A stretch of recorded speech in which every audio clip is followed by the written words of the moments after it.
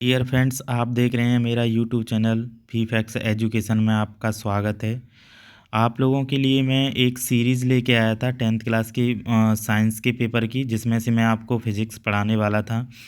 और एक वीडियो मैं डाल चुका हूं, जो है वो सेकंड वीडियो है। और आपका ये जो सेट है वो है आपका 824 तो इस सेट में जो क्वेश्चंस हैं आपके फिजिक्स के ऑब्जेक्टिव टाइप क्वेश्चंस वो कराने जा रहा हूँ। जो सीरीज़ मैंने चलाई है इसमें 2 पार्ट में कवर की जाएगी। पहला पार्ट जो होगा वो कवर किया जाएगा आपका, पहला पार्ट कवर होगा ऑब्जेक्टिव टाइप क्वेश्चनों से, और सेकंड पार्ट कवर होगा आपका लॉन्ग आंसर टाइप क्वेश्चनों से। लॉन्ग आंसर टाइप क्वेश्चनों में जो 4 नंबर और 6 नंबर के जो क्वेश्चन पूछे जाते हैं वो क्वेश्चन हम सेकंड पार्ट में करवाएंगे। तो ये जो पेपर है वो साइंस का पेपर है और 2023 का पेपर है। तो इसमें से जो प्रीवियस ईयर क्वेश्चन हैं वो करवाए जा रहे हैं, जिसमें से पहला क्वेश्चन हम देखते हैं। बहुत सारे क्वेश्चन आपको रिपीटेड मिलते हैं, तो यही क्वेश्चन आपको देखने को भी मिल सकते हैं एग्जाम में, इसलिए हम PYQ सीरीज़ लेके आए हैं। तो इसमें से पहला क्वेश्चन हम पढ़ते हैं। पहला क्वेश्चन है आपका, किसी वस्तु का वास्तविक एवं बड़ा प्रतिबिंब बनाने के लिए उसे अवतल दर्पण की किस स्थिति में रखना होगा। आप जल्दी से इसका आंसर कमेंट बॉक्स में कमेंट कीजिए, फिर मैं आपको इसका आंसर बताता हूँ। आपको क्या करना है कि आपके पास कोई दर्पण है, अवतल दर्पण। अवतल दर्पण में ऐसी स्थिति बतानी है कि जहाँ जो प्रतिबिंब है वो वास्तविक बने और बड़ा प्रतिबिंब बने। तो ऐसी कौन सी स्थिति है? देखो, अगर आप वक्रता केंद्र की बात करते हो तो वक्रता केंद्र पर बराबर बनता है प्रतिबिंब, बड़ा नहीं बनता। और बात की जाए वक्रता केंद्र सी और फोकस बिंदु एफ के बीच में, अगर बात की जाए वक्रता केंद्र सी और फोकस दूरी एफ के बीच में, तो क्या होगा? इसका आंसर यही हो जाएगा, क्योंकि जब फोकस दूरी एफ और सी, मतलब मुख्य फोकस एफ और सी के बीच में जब हम वस्तु रखते हैं तो प्रतिबिंब बड़ा बनता है और वास्तविक बनता है। जब दर्पण के ध्रुव पर रखोगे तो वस्तु को ध्रुव पर रखा ही नहीं जा सकता। अब दर्पण के ध्रुव और एफ के बीच में रखोगे तो प्रतिबिंब कैसा बनेगा?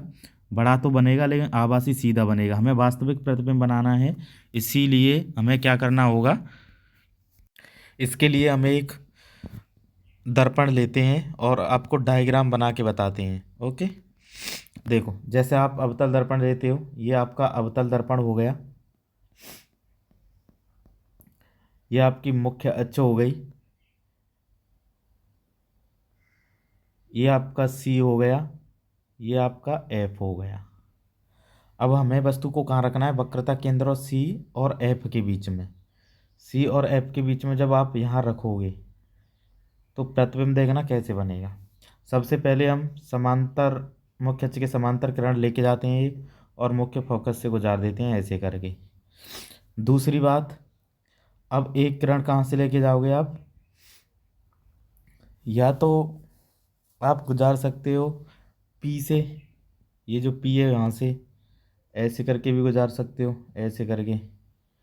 अपवर्तन के बाद जहाँ भी लौटेंगी परावर्तन के बाद और जिस बिंदु पर मिलेंगी तो वो प्रतिबिंब बन जाएगा। या फिर आप कर सकते हो कि सी से गुजार सकते हो, जैसे ये सी है तो यहाँ से आगे जाएगा, ये ऐसे ऐसे करके यहाँ आगे, जब इसे आप आगे बढ़ाओगे तो यहाँ मिल जाएगा। तो प्रतिबिंब कैसा बनेगा? यहाँ पर बन जाएगा, बड़ा बनेगा, आभासी नहीं बनेगा। कैसा बनेगा? वास्तविक बनेगा। देखो, उल्टा भी बन रहा है। तो यही कंडीशन होती है एक, कौन सी? बी वाली। तो इसका आंसर क्या हो जाएगा? बी। ऑप्शन नंबर बी इसका आंसर हो जाएगा। नेक्स्ट क्वेश्चन की ओर आते हैं। Question number second. Question number second में पूछा गया है आपसे कि किसी लेंस की क्षमता की इकाई होती है, किसी भी लेंस की क्षमता की इकाई क्या होती है? लेंस की क्षमता की इकाई पूछी गई है। तो सबसे पहले आपको पता होगा लेंस की क्षमता को हम पी से दर्शाते हैं। पी बराबर होता है 1/f, मतलब फोकस दूरी का व्युत्क्रम। तो यहाँ से अगर हमें लेंस की क्षमता की क्या निकालनी है, इकाई निकालनी है, तो क्या होगा कि 1/f दूरी होती है, दूरी का मात्रक मीटर। देखो यहाँ पर कहीं भी 1/m नहीं दे रखा है, तो इसमें मीटर भी ये नहीं है डायरेक्ट, तो मीटर इसका ऑप्शन नहीं हो सकता। मीटर प्रति सेकंड नहीं हो सकता, क्योंकि इसमें टाइम तो आ ही नहीं रहा। और इनमें से कोई नहीं, ये भी नहीं हो ये नहीं है।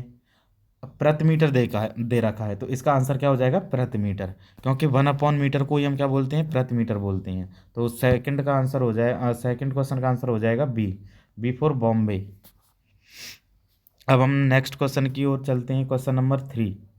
इसमें क्वेश्चन नंबर 3 में बोला गया है कि एक श्वेत प्रकाश किरण जब किसी कांच के त्रिकोणीय प्रिज्म से गुजरती है, तब उसके रंगों में अलग अलग विक्षेपण होता है।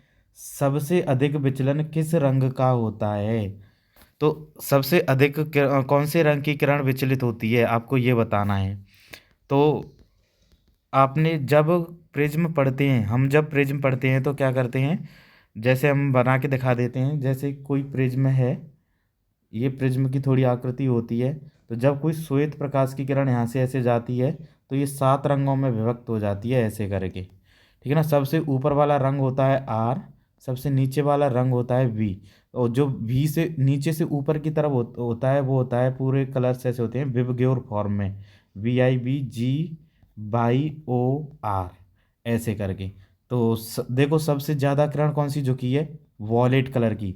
तो इसका आंसर क्या हो जाएगा, वॉयलेट कलर मतलब बैंगनी कलर। तो आंसर डी इसका ऑप्शन हो जाएगा। और भी आप देखते हो कि जब हम ऐसे चलते हैं, आर की तरफ चलते हैं, तो ये तरंग दैर्ध्य का बढ़ता हुआ क्रम है। यहाँ से और भी क्वेश्चन पूछे जा सकते हैं कि सबसे अधिक तरंग दैर्ध्य किसकी होती है। तो सबसे अधिक तरंग दैर्ध्य होती है लाल रंग की, और सबसे कम तरंग दैर्ध्य होती है वॉयलेट रंग की, वॉयलेट कलर की मतलब बैंगनी कलर के रंग की। तो यहाँ से ये 2 क्वेश्चन पूछे जा सकते हैं। एक और क्वेश्चन पूछा जा सकता है आवृत्ति के फॉर्म में। जिसकी तरंग दैर्ध्य ज़्यादा होती है उसकी आवृत्ति कम होती है, और जिसकी तरंग दैर्ध्य कम होती है उसकी आवृत्ति ज़्यादा होती है। तो यहाँ पर तरंग दैर्ध्य लाल रंग की थी, तो आवृत्ति लाल रंग की कम हो जाएगी, और वॉयलेट रंग की आवृत्ति अधिक हो जाएगी, क्योंकि वॉयलेट रंग की तरंग दैर्ध्य कम थी इसलिए। तो यहाँ से इस क्वेश्चन का आंसर तो क्या हो जाएगा, बैंगनी रंग, जो क्या है, D. Option number D is correct answer. तो अब हम नेक्स्ट क्वेश्चन की ओर चलते हैं, क्वेश्चन नंबर 4 की तरफ। तो क्वेश्चन नंबर 4 क्या है, क्वेश्चन नंबर 4 को समझते हैं हम। क्वेश्चन नंबर 4 कहा गया है सूर्य श्वेताभ प्रतीत होता है। जो हमारा सूर्य है, सूर्य श्वेताभ कब होता है, सफ़ेद कलर का कब आपको दिखाई देता है? देखो, आपको देखा होगा कि सूर्योदय के काफ़ी पूर्व, सूर्योदय के काफ़ी पूर्व मतलब लाल रंग का दिखाई देता है। सूर्योदय एवं सूर्यास्त के समय ये भी लाल रंग का कलर दिखाई देता है। और सूर्यास्त के काफ़ी बाद, सूर्यास्त के काफ़ी बाद तो वो सूर्य डूब चुका होगा। और आपने देखा होगा जब सूर्य हमारी सर के ऊपर होता है, मतलब दोपहर के समय, तब सूर्य कैसा दिखाई देता है, श्वेताभ। तो इसका आंसर क्या हो जाएगा, सी। तो सूर्य दोपहर के समय श्वेताभ प्रतीत होता है, तो ये इसका आंसर हो जाएगा। अब नेक्स्ट क्वेश्चन की ओर चलते हैं, क्वेश्चन नंबर 5 की तरफ। तो क्वेश्चन नंबर 5 की तरफ चलते हैं और देखते हैं क्या होगा इसका आंसर। किसी विद्युत चालक का प्रतिरोध निम्नलिखित में से किस बात पर निर्भर करता है? आपको बताना है कि किसी वैद्युत चालक का जो प्रतिरोध है आर, आर का मान किस बात पर निर्भर करता है। आप एक फॉर्मूला पढ़ते हो, आर बराबर रो एल अपॉन ए, ये फॉर्मूला पढ़ते हो आप। तो आर का मान किन किन पर निर्भर कर रहा है, लंबाई पर निर्भर कर रहा है, अनुप्रस्थ काट के क्षेत्रफल पर निर्भर कर रहा है, और किस पर निर्भर कर रहा है, पदार्थ के घनत्व पर, रो पर निर्भर कर रहा है, चालकता पर, ठीक है ना, पदार्थ के घनत्व पर, ऐसे समझो। तो इन 3 बातों पर निर्भर कर रहा है, लेकिन आकार पर निर्भर नहीं कर रहा है। तो इसका आंसर क्या हो जाएगा, डी। इस पर निर्भर करता है, चालक की लंबाई पर निर्भर करता है, चालक के अनुप्रस्थ काट के क्षेत्र पर निर्भर करता है, चालक के घनत्व पर निर्भर करता है, लेकिन आकार पर निर्भर नहीं करता है। आपसे यही पूछा गया कि किस बात पर निर्भर नहीं कर रहा है, तो आंसर क्या हो जाएगा, आंसर हो जाएगा डी। तो क्वेश्चन नंबर 5 आपको समझ में आ गया होगा, फॉर्मूले सहित मैंने आपको समझा दिया है। तो अगले क्वेश्चन की ओर बढ़ते हैं, क्वेश्चन नंबर 6 की तरफ।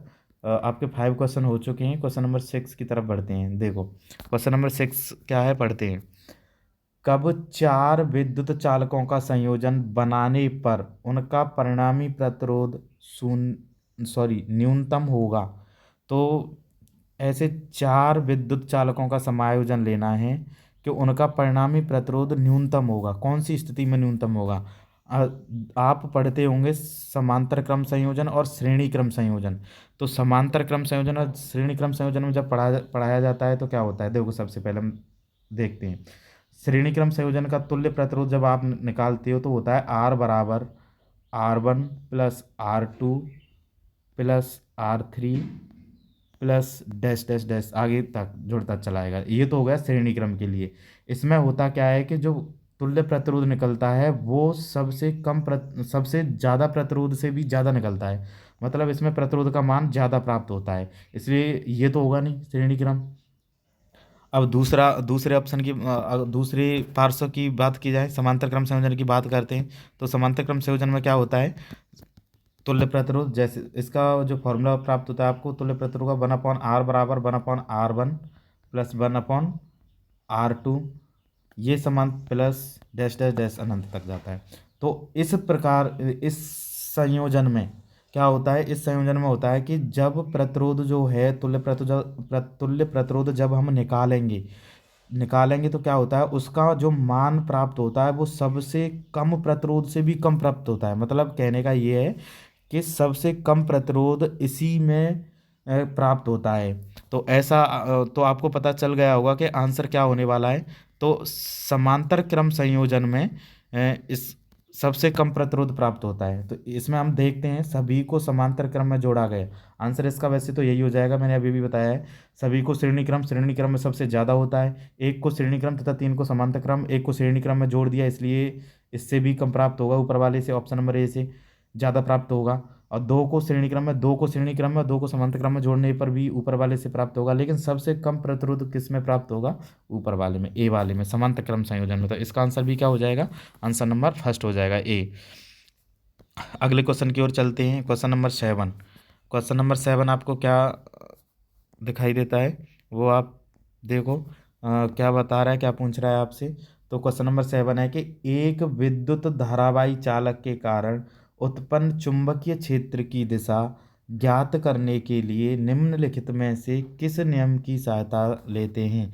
हमें चुंबकीय क्षेत्र की दिशा ज्ञात करनी है।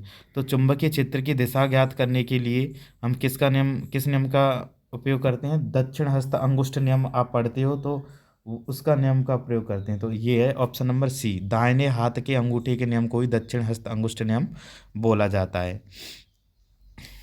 ठीक है ना। तो आपके 7 क्वेश्चन पूरे हो चुके हैं। ये आपके फिजिक्स के क्वेश्चन थे। आगे आपकी केमिस्ट्री और बायोलॉजी होती है। तो मैं आपकी जो सीरीज चला रहा हूँ वो किसकी है, फिजिक्स की है। आप अगर किताब से ना पढ़ते और इन क्वेश्चनों को ही आप लगा लेते हो तो आप अपनी फिजिक्स में बहुत अच्छे मार्क्स लेके आओगे। पूरे में से पूरे जो 25 नंबर की फिजिक्स पूछी जाती है 10th क्लास में यूपी बोर्ड में, तो वो आप मार्क्स गेन कर सकते हो। वैसे तो ये सभी बोर्ड के लिए है क्योंकि सभी बोर्ड में एक जैसे ही क्वेश्चन पूछे जाते हैं। तो मैं पूरी सीरीज जो PYQ हैं वो कंप्लीट कराऊंगा। बस आप मेरे साथ जुड़े रहिए और चैनल को सब्सक्राइब कर लीजिए, बेल आइकन को प्रेस कर लीजिए ताकि मेरी वीडियो का नोटिफिकेशन आपके पास सबसे पहले पहुंचे। Thank you.